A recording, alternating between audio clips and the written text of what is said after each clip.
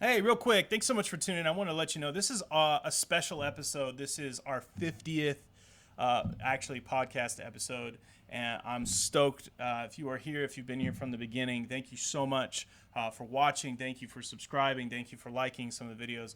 I think you're really going to enjoy this one specifically.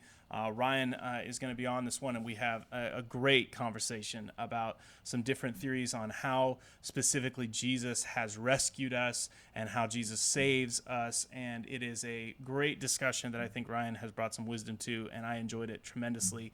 But again, I just want to come on real quick and say thank you for sticking with us. Excited to get more content out to you. Special day, 50th episode. Again, thanks so much. Enjoy this episode.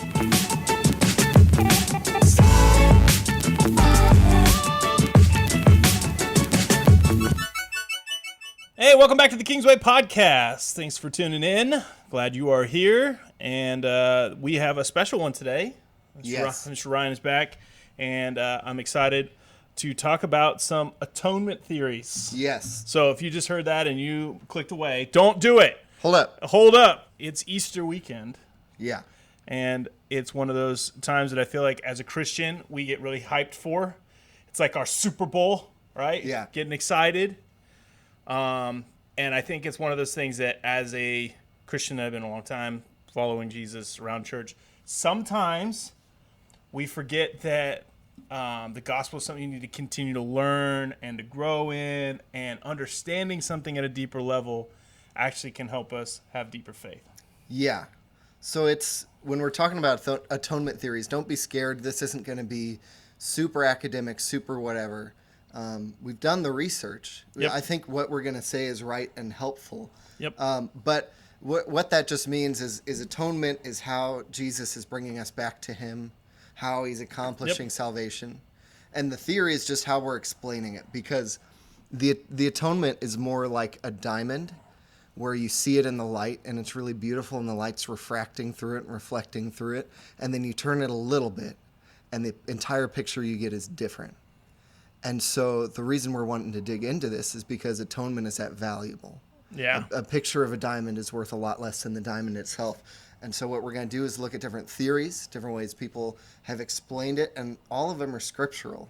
None of them are like, we just totally made this up. Yeah. But all of them are people taking that same diamond of the atonement and turning it just a little bit and seeing the light coming through in a totally different way. Absolutely. And why we're doing it around Easter weekend is because this is when salvation was finished. When Jesus says it is finished on the cross, it's him saying the work that I have done, that the curtain is being torn in the temple, the grave has been defeated. Yeah. There is no longer a debt. And Yeah. so that whole idea, the imagery of even some of that stuff is going to be a part of, like, what does this really mean? How did this work? And this is a lot like if you've ever watched a Christopher Nolan movie, like how you got to the ending, you're like, how did we get here? Yeah. And you've been told the ending, but maybe you didn't quite understand how we got here. Yeah. Like, Jesus saved you, you're forgiven, grace is offered. How did that happen? Like, how does this work? Yeah. I don't think you need to dig in this far to be saved. None of this is like, oh, I'm not really a Christian until I know. No, I mean, the gospel, the atonement, all those things are things that Jesus did to accomplish our salvation, to enthrone him as the king in heaven. But like understanding it better can just help you be more grateful, be more like, just understand the beauty better. Mm-hmm. It's powerful more than it is like, and you're not a Christian. And I really think it is fun. Like you're saying, too, like maybe you are someone that thinks a little bit more critically of this, and you thought these questions, and you've had some of these like, how does this really work? And there are some people that are listening to this podcast that they do love to learn. Yeah. And this is part of what we're trying to do is just say like, hey, let's take this to the next level and just ask like the next layer of the onion questions, the next turn of the diamond type questions. And it's meant to be something that sets you on a path to more intrigue. Yeah. Right, to give you a taste of some of the things that are the depth of what is going on in the Bible is really really fascinating and cool. And some of these, I think it's healthy to kind of recognize where you come from. Like some of these you'll probably like maybe one of them you'll be taught. Now it's healthy to know this. Ryan has done a lot of the research on this and has kind of set us up to where he's going to kind of lay out a few of these theories to me. and I'm going to ask some critical questions and kind of just walk through and maybe try to get some detail if I don't understand. So as the listener, just know that when I'm asking questions and stuff, it genuinely is probably going to be because I'm like, cool, I have heard parts of that, but that is new, and so I am with you in the learning process today. And that's kind of intentional because I think when you learn how to learn, that's helpful. And I'm trying to learn how to learn better. Yeah. And so I think lessons are a good way to accomplish learning, but asking questions is almost better. Yep. Because it helps the listener, the learner who's trying to understand, clarify all these things rather than somebody That's why YouTube comments. Yeah. We're always saying, like, put your questions in there, send us an email, because it really helps us know what we need to be talking about, because that's where we're trying to, touch points. So I'm going to do my best to ask the better questions. Okay. So all right. So how many theories have you brought? Because there's a lot of them, but you've brought in. We could do a lot, but I've brought in at least, let's say 3. Let's say 3 for today. Okay. 3 today. So there's more, but these are three good ones. Okay. These are 3, I think, stories of the atonement. That's a good way to put it. Theory works, but story kind of matches too. Yeah. Same way there are 4 gospels, and they have a lot in common, but their perspective's a little different. Yep. So, okay, here's number 1. Get ready to be scared by the name of this theory. Oh, gosh. Yes. Recapitulation. R-E-C, some other letters. Recapitulation. Who got decapitated? Okay, yeah. That's what it sounds like to me. Recapitulated. Capulets and the whatever. Okay. So that's a big scary word for this theory, which is one of the earliest atonement theories. Like the early church, this was kind of what they held on to, along with another one that we're going to talk about. And when you say early church, like first century? Like Jesus died and rose again, and within 20 years or so, this was a way they were talking about the atonement. This is a way. I like that. This is a perspective that they were talking about. Okay. Yeah. All right. Break it down, because that word is scary. I'm not going to lie. I have no idea. I feel like I just got put in a medical class. Okay. So, side note, we're not going to talk about the normal... The one that probably a lot of us would know today. The normal would be... It's called penal substitutionary atonement. It's the legal, Jesus died in my place on the cross for my sins. That's still true, but we're talking about some other ones. So you're not going to hear that one. So that one you basically grew up with. That's really important. Yeah. It's kind of like the balance sheet, right? This was your debt. Jesus died in place, so now you don't owe anything else. Yeah. He is your, what we would call reconciler. Yeah. Right? He's the reconciler between those records. Yeah. Okay, cool. Yep. Okay, so here's recapitulation. Here's the story. Adam was created perfect, but stained humanity through his sin. Adam is the representative head of all humanity, and in step with Adam's lead, we are all equally sinful and rebellious against God's rule and reign. God sent Jesus to become incarnate and live an obedient life loyal to God. Everything Adam did, Jesus undid. Everything Adam failed to do, the second Adam, who's Jesus, did. Jesus retraces the steps of Adam obediently instead of disobediently. Done. So he walks the story back. Yeah. Okay. Wow. That's really powerful. And that's in... Who latches onto that theory? Is that Paul that latches onto he's the second Adam? That you see that in Romans 5 and a bunch of other places in Romans. It's like in Adam all die, but in Christ all are made alive. Yes, by one man this, by the other man that. Yep. So the way that turns out is that Jesus did it all righteously. That's one thing. His obedience is kind of where our salvation comes from. You see that in Philippians 2. He was obedient to death, even death on a cross. Look at how obedient he was with his death on the cross. That's a place that comes out. It also, the other big thing is headship, which I don't think we have a really great.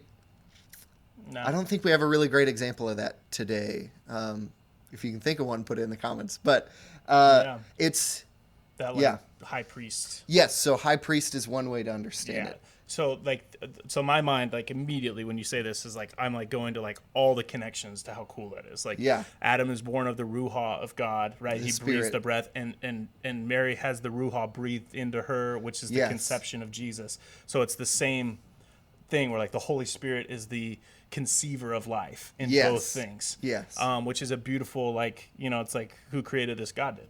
Yeah. You know what I mean? And obviously she had a role to play in the second one, but there was this moment where the Holy Spirit, indwelled her in the same way that Adam's clay became flesh in Genesis, which is really that's incredibly cool. I love the concept too of, Jesus had a way out and he didn't take it. Yeah. And he's being tempted, Yeah. And at every turn he's making the right choice. The obedient to God choice. Yep. And that is a really cool way to think about it. Yeah. And it's a big part of this is that it's not legally right or wrong like the atonement theory we all know. It's more relationally respectful the whole time. It's like I am doing things that please God at all times. Every time I'm faced with temptation, I'm choosing to do something that's pleasing to God rather than choosing something that's black and white, right or wrong. He's going after pleasing God. Yes. So when you hear Jesus saying I've fulfilled the law, that's something that these guys would lean on. We could never meet the requirements of the law. Jesus did through his obedience. And it wasn't just obedience so that he could be killed as a sacrifice. His obedience was part of saving us. So that's why the Sermon on the Mount is so important, because he's showing his level of obedience is beyond even the actions, right? Like if you even say you hate, then you've committed murder in your heart. Matthew 5. That makes sense to me. That's really cool. Yeah. So what's and I would say this in the comments, if you listen to this whole thing, write the one that helps you see something clearest the most. Like one of these, like if you can't spell recapitulation. If you can't spell that, Google it. Yeah. Say, hey Siri, hey Google, whatever, and then say the word recapitulation, or play us saying the word. That's getting really complicated. But put it in the comments which one of these three you attach to the most. Yeah. I want to know. Which ones helped broaden your like admiration for what God did. And do a little investigation in this, because my mind is already racing to some of the cool things that brings to light in the Bible. So the last big thing I want to say about that is the incarnation is a big part of that. Jesus had to become man like Adam was man. Ooh, to redeem man. He couldn't just be God or like a ghost that looked like a man or whatever and just float around making people think he was walking. Like this proves that he was a man, is that he had to be obedient, but an obedient man, so that he could be our head, our high priest, our representative. Yeah. Yep. That makes sense. And that's the full...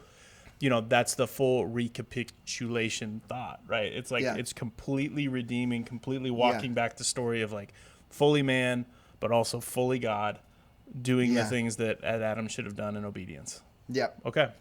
Ready for the next one? I'm ready for the next one, I think. Okay. I mean, that's a big word, so hit me with the next one. This one is equally as old, but maybe even more popular with the first Christians. This is the Christus Victor, I think victorious Christ theory. Christus Victor. I almost wanted to say Victus. I'm sorry. Christus and Victus. Christus Victor. That sounds like a Harry Potter spell. It does. I was really like, oh my gosh, here we go. So what is this theory, or what is this story, or what is this prism that we're looking through here? I'm going to read this explanation. That helps. Here we go. Good. Okay. There's also kind of two heads to this.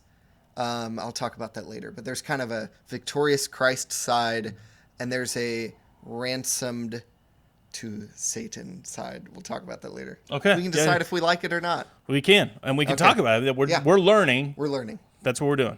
Okay. Read your little... Okay. By sinning against God, human beings have sold themselves into slavery to the devil. God, not wishing to see humanity remain in this benighted situation, I didn't write that. Somebody else wrote benighted. Deigns to bring about the means by which human beings can be emancipated, can be freed from their, there's so many big words in here, vitiated moral condition. We sold ourselves to the devil. Think Hosea, the book of Hosea. We sold ourselves away by our sin.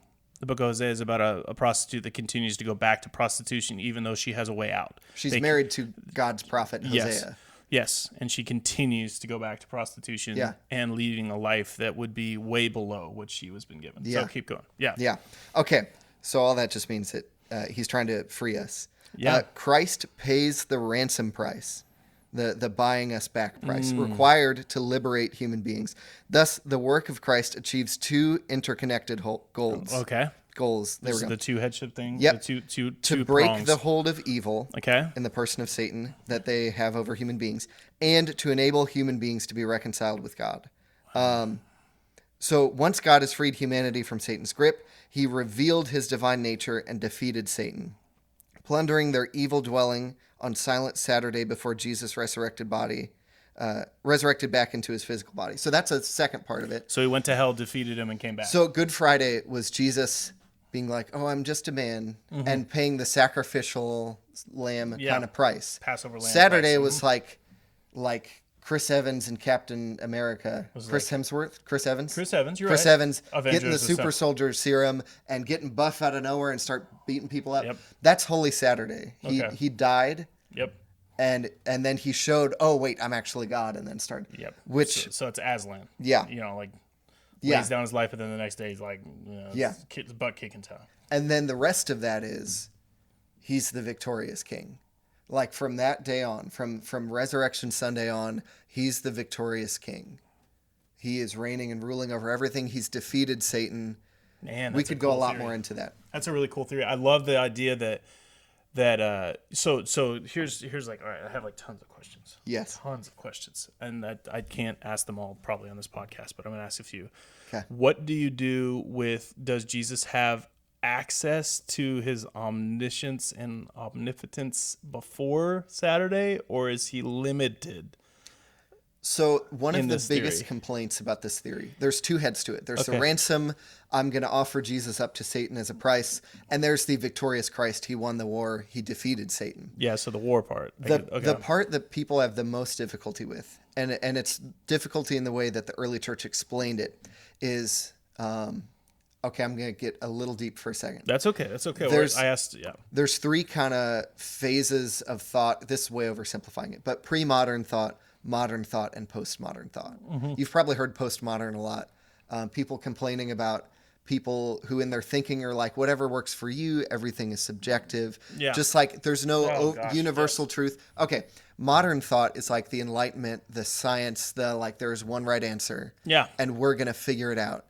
Pre-modern thought is a world saturated with spirits and divine powers and whatever. Mm-hmm. So pre-modern thought, think like ancient people worshiping the Egyptian gods or the Greek gods. Yeah. My crop didn't turn out this year. The gods did it. Yes. Well, I need to go appease them. So this kind of falls into that pre-modern thought thing. Okay. So it's like we're suffering. Satan did it. We're sold to Satan. And there's a good versus evil kind of thing that's really strong. That's a big pre-modern thought thing. Every like creation story. Which I have part of that in my gospel thinking. Like in the story that I look at a lot, obviously like... It's good versus evil. It's dark versus light. But in the way we normally think about it, Jesus died on the cross for my sins. The only way the devil's in there is like, hey, don't you want to be bad? He's tricking me, but he's not the enemy. We're the enemy, and he's pulling us over to be more of the enemy. In this, it's like he's the enemy. Yeah, we don't take we messed up. Oh, okay. But then forever after that, he's our master, our whatever. Okay, so that's the ransom side. People complain about that because they say, like, so God tricked Satan? Isn't lying like one of the 10 commandments? Ooh. How could God be deceptive and still be righteous? So that immediately makes me think like the ransom side of this to Satan is kind of weird. Difficult. I like that there's still that he's not a character, that we didn't forget about him. Yeah. And I think that we're really uncomfortable talking about the world that way.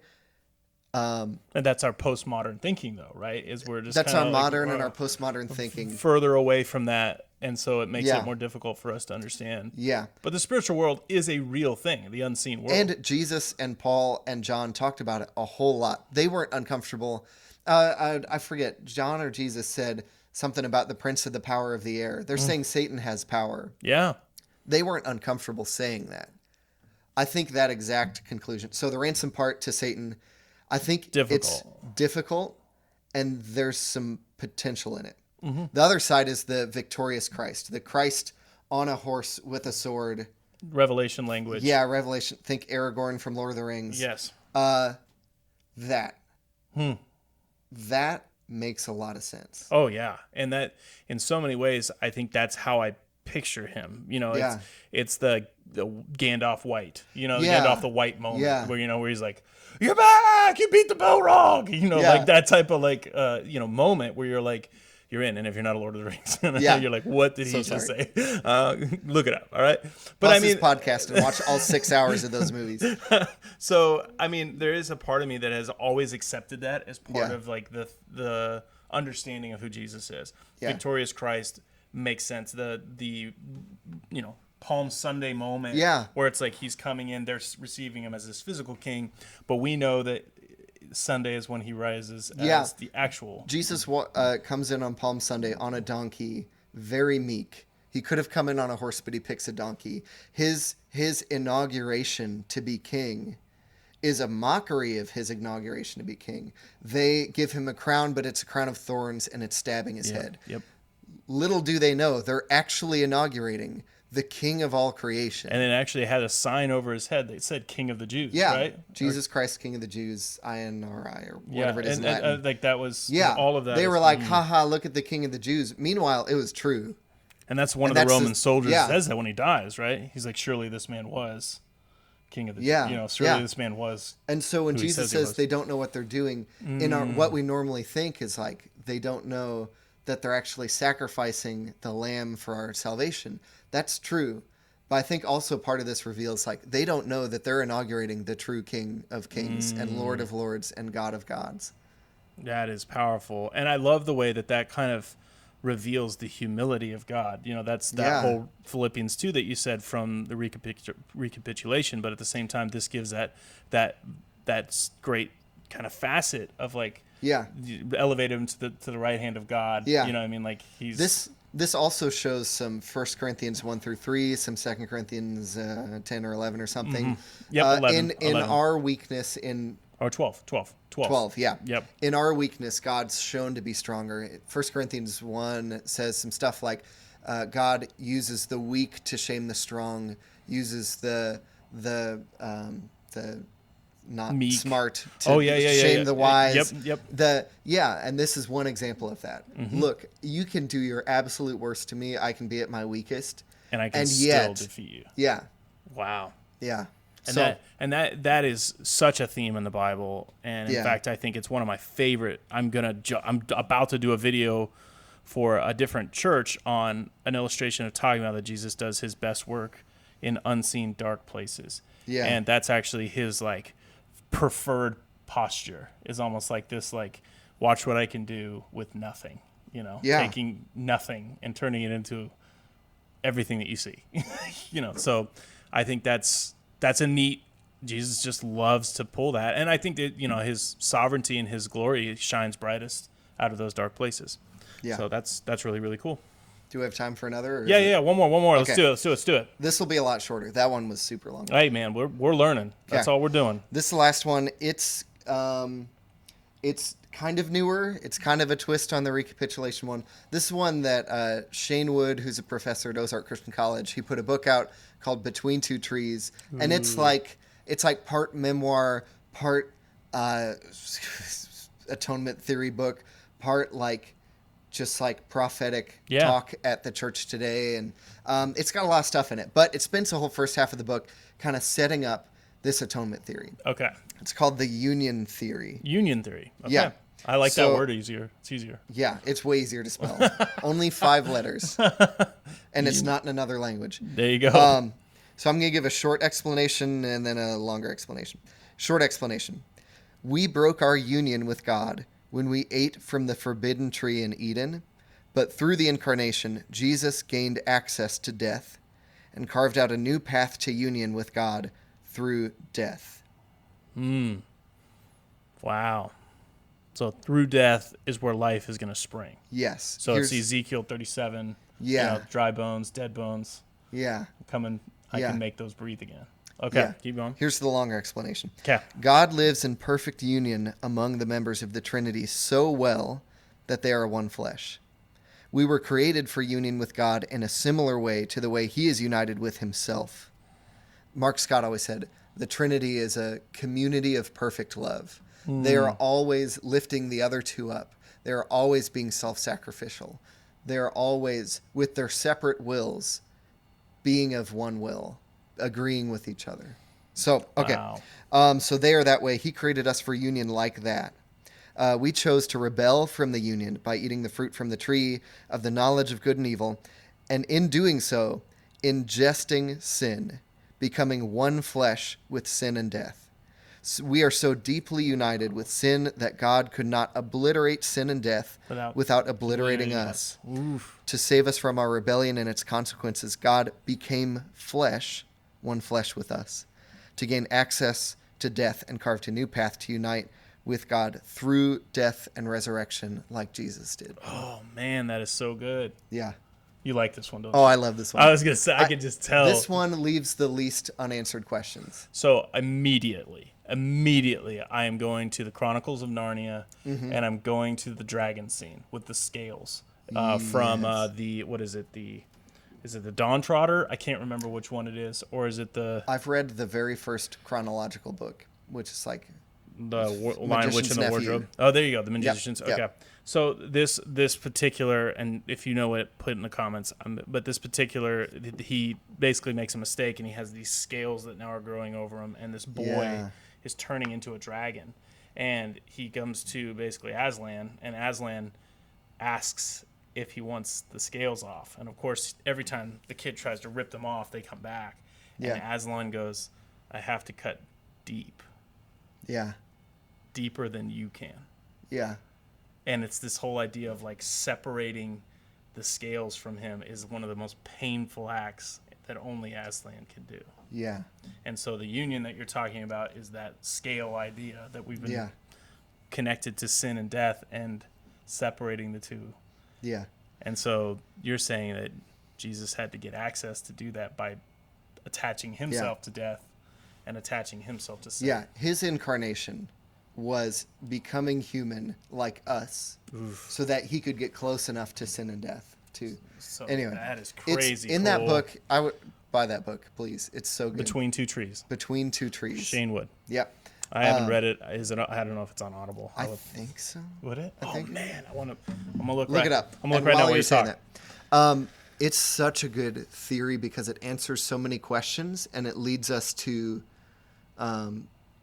live good walks of faith, to live going after God. That's something I want to talk about at the end for a minute. But he talks about ingesting, and he gives this example. He said, when you take a bite from an apple today, you swallow that bite.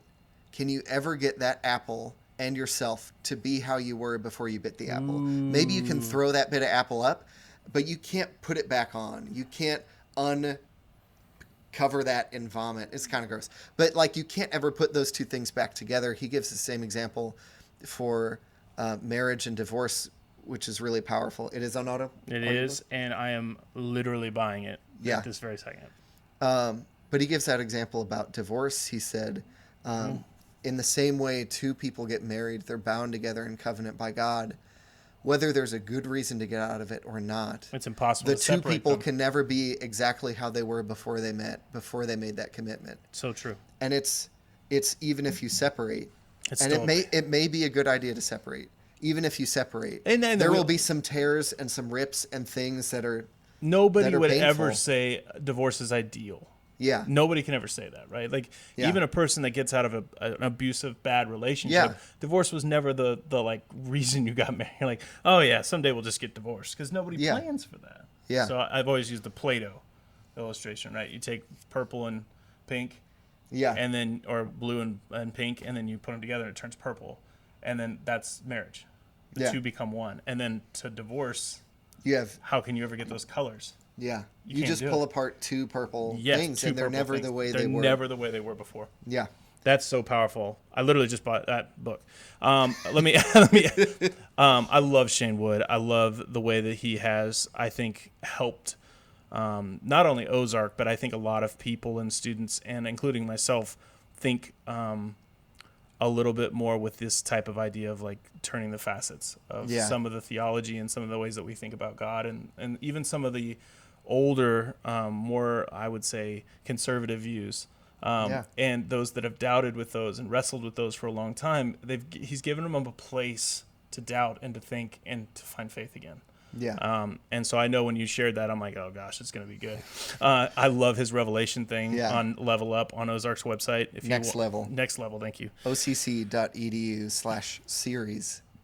Revelation. I've just gone there enough. It's so good. It is so good. But that's totally academic. Let me ask you this. Like, I know you've studied a lot of these theories, and I know you probably have some closing thoughts to some of this stuff. Like, in turning these facets, in helping us think, like, Christ's substitution, whatever it's called. What is it? His substitution for us. There you go. And then, we're going to recapitulation, Christ victorious, or whatever it is. And then now the union. Like, what sticks with you when you read through this stuff and you start, like, do you get confused? Do you get frustrated? Does it make it more complicated? Or what's the beauty in it that you're finding, kind of closing thoughts for people that are wrestling with this maybe for the first time?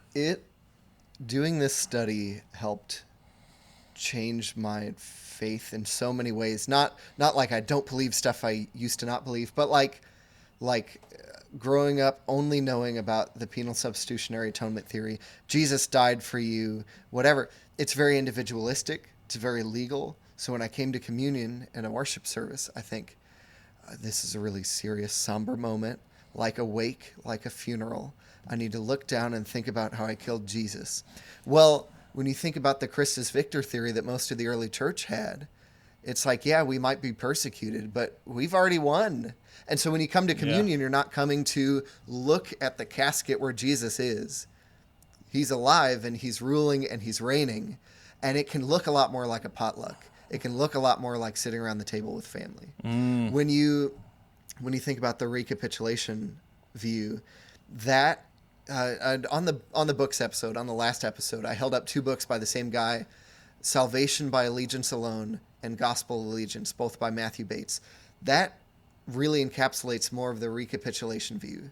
We are saved by identifying ourselves with Jesus and his obedience.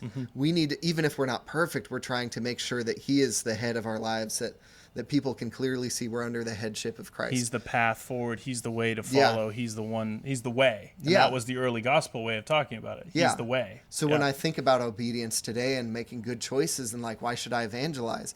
Well, if you only think about the penal substitutionary atonement view, Jesus died for my sins, you're good. It can lead to like a ticket to heaven kind of idea. I got my ticket. I'm good. I just need to wait it out until the train comes. Recapitulation is like, no, Jesus is the head of my life. He's determining what I look like.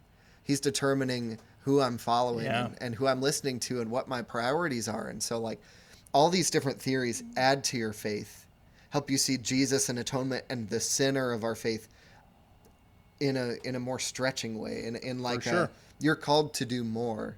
And even the union theory is just like, I'm just so deeply grateful. Oh, that is encouraging to me. You need to follow Jesus down the rabbit hole. Yeah, we're all going to die at some point, but death is not the end. No, it's been separated. And I love the concept that the union community side of things, like the idea that God wanted us to be in community with him, but he knew that we were so attached to this thing that could not, that to me is like father-son thing. That is, to me is like, that is a loving God picture that I really quickly am like, that's what I would do. If that's what I had to do for my kid, I would do that. Yeah. And it makes more sense than just God going like, get down there and get on the cross so we can get our friend back. It's way more of an intimate understanding of what Jesus was doing. A way bigger picture of like, this is the wrestling match and the fight and the way that Christ won. It's like, this is what he was doing. And it definitely helps me unwrap a little of the language that Jesus is going, like, this has to happen. Like, this is how it had to happen.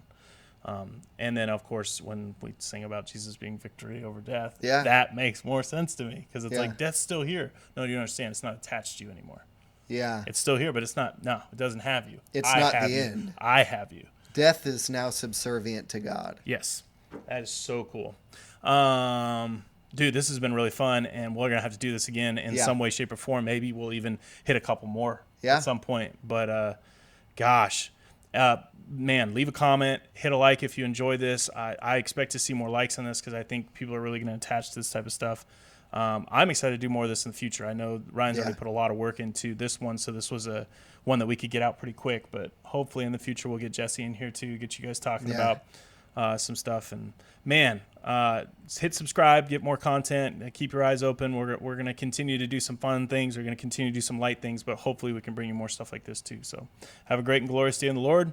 We'll see you later. See ya.